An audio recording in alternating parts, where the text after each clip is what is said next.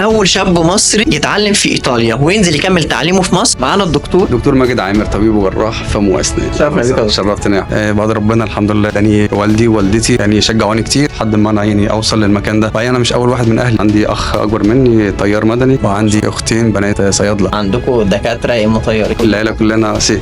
انا اصغر واحد، فانا فعلا بدات حياتي، اتولدت هنا في ايطاليا وبدات المرحله الابتدائي والاعدادي. رجعت مصر، عملت المرحله الثانويه وعملت مرحله الجامعه. انا خريج طب وجراحه الفم والاسنان جامعه مصر للعلوم والتكنولوجيا. خلصت الجامعه، خلصت كمان الامتياز. بعدين قررت ان انا ارجع ابدا حياتي العمليه في ايطاليا. بدات طبعا اعمل الاوراق المطلوبه من ناحيه الترجمه والتوثيق. بدات اقدم كل الاوراق بتاعتي للجهات المختصه، نقابه الاطباء او وزاره الصحه، مع مراعاه طبعا اللغه الايطاليه. انا بتكلم 4 لغات.